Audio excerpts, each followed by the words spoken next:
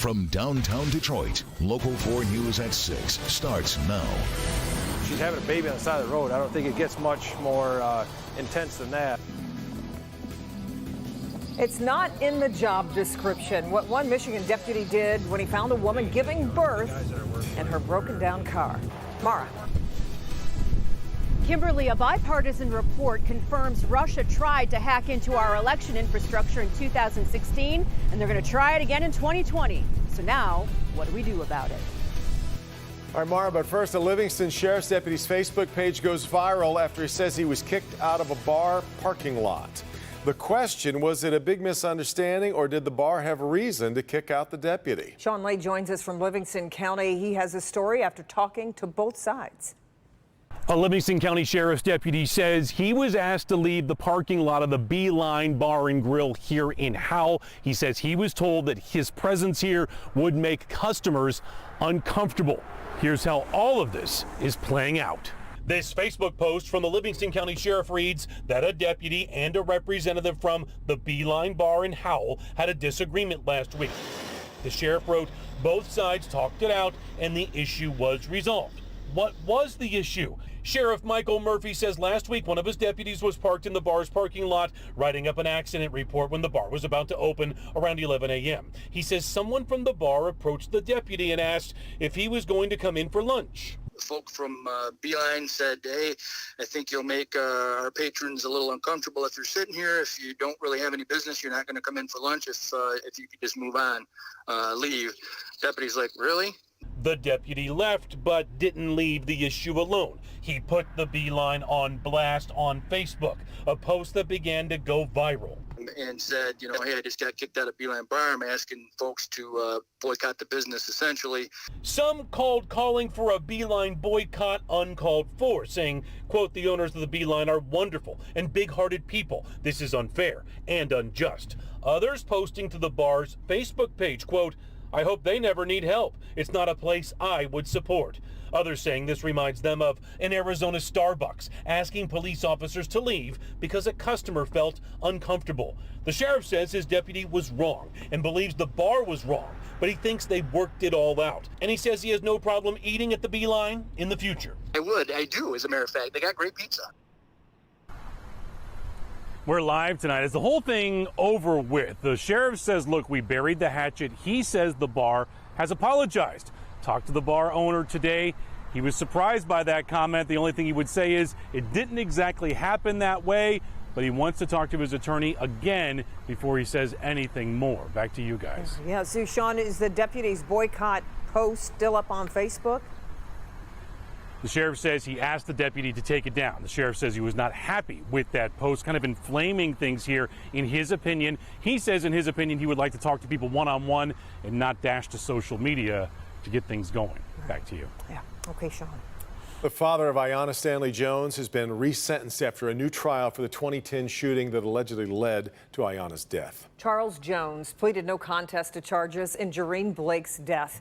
He was resentenced 10 to 20 years and will get credit for the almost 7 years he's already served. Jones was originally sentenced 40 to 60 years on murder and perjury charges. He denies he was part of Jareen Blake's death. Ayanna was killed by a Detroit police officer in a raid on the family's home in connection to Blake's death. Tonight, prosecutors have charged Lawrence James Davis of Detroit with murder in the death of Tyler Wingate. Davis has been on the run since Monday. That's when he and Wingate got into a car crash, and Davis allegedly beat Wingate to death. Police continue to investigate. They are still searching for Davis, and if you have any information on his whereabouts, Detroit police would like you to call. You can also remain anonymous by calling your tip into Crime Stoppers at 1-800-SPEAK-UP. New developments in the federal lawsuit from a now former Ann Arbor schools principal who claims she was fired because she's a white woman. MLive is reporting Ann Arbor Public Schools filed a police report possibly related to a theft involving an elementary school employee. Here's where things get interesting. The police report appears to be related to allegations of theft made in a lawsuit against the district by former Lawson Elementary School principal Sharon Blick. The lawsuit claims the school was going to hold Blick responsible for the theft. The district, its Board of Education, and 6 administrators are named in the $5 million lawsuit. A new report from the Senate Intelligence Committee has found Russia, of course, targeted the election systems, but that they did it in all 50 states in 2016. Experts warn they'll try to do it again in 2020. So what does that mean for Michigan? Mara McDonald live in the News Center area right now.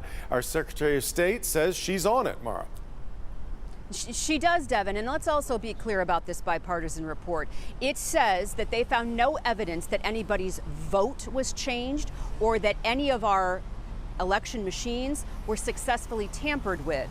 That said, it also found that our entire election infrastructure is vulnerable. What that bipartisan Senate report hammers home is that election cybersecurity needs to be a bigger national priority and that the Russians are actively looking at ways to disrupt our election infrastructure. It also found that our election databases aren't as secure as they should be and aging voting machines are vulnerable. Michigan's Secretary of State says they're aware of the threat and they're on it. We actually just updated the security around our voter registration database to protect it from the interference. We're implementing risk-limiting audits around the state and hopefully statewide next year that will audit our election machines to ensure they're not being hacked or otherwise tampered with.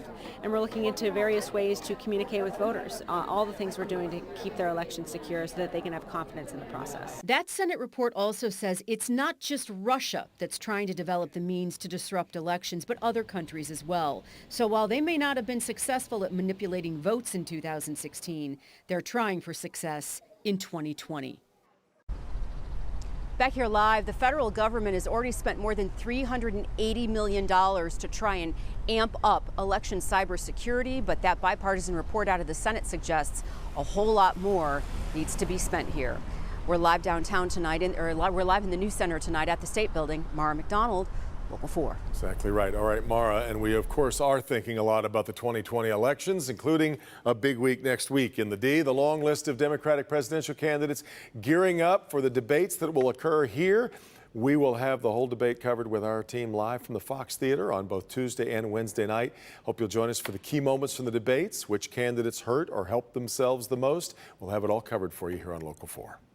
Police say he had heroin, crack, and pills on him, and he also had $4,000 stuffed in his underwear. Wyandotte police say Raynard Perkins was parked in the middle of the street. With the help of a police dog, they found lots of different drugs in his car.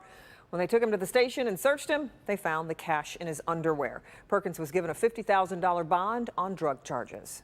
If you're heading out this weekend, you might want to list them up. A number of freeways are going to be closed in Metro Detroit for construction. It's been the story of the summer. There will be full closures on I-94, the M5, and M59.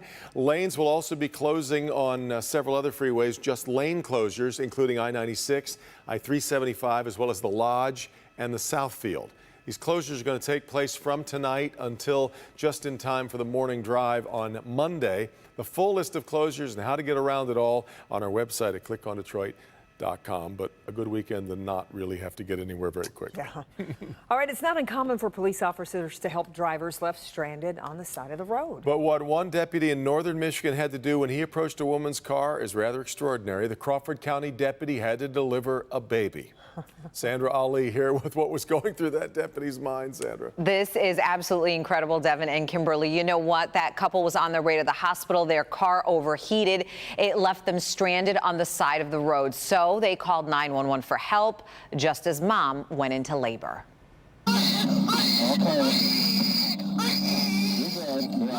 These are baby Jackson's first few moments in the world. It's not your typical situation on the side of M72 in Crawford County. I came out of the car and we ran around the side, and the father was there on the passenger side of the car. And then, he was down there, the baby's coming. And it wasn't a typical situation for Sergeant Ryan Finstrom. Started crying and we just took him out the rest of the way. Within seconds of deputies getting there, baby Jackson was born. Another deputy came up, we tied off the umbilical cord and let the father cut the umbilical cord there in the car. On their way, Sergeant Finstrom and other deputies reviewed what they learned in training. The babies are slippery. You got to worry about this. We got to make sure the mother's okay. And so that was a lot of our pregame. So we put our rubber gloves on. Not long after Jackson came into the world, the ambulance arrived to take both baby and mom to Grayling Munson Hospital. leaving Sergeant Finstrom and the other deputies with a moment they'll never forget. Our guys, we got together and, we told each other good job because we worked at this together. It was a team, and it was pretty emotional for all of us being a part of a life coming into this world on the side of M72. Thank goodness for those deputies, and we're told both mom and baby are doing great. Sergeant Finstrom also says he's now carrying an extra set of scissors with him just in case he ever needs them and has to cut an umbilical cord ever again. Back to you. Never know. So does your birth certificate read at the side of I-72? You're right. Wow, amazing.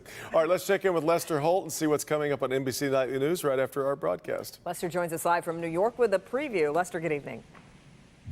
Good evening. That was a nice story. Yeah. Anyway, coming up for us tonight, the government gives the okay for 2 major wireless providers to merge. We'll tell you what this could mean for your cell phone bill, plus some rising concerns after a man is killed by a rare parasite after swimming in a lake. We'll tell you what you should know and how to protect yourself. Yeah, that's quite scary. And where does this parasite live, Lester?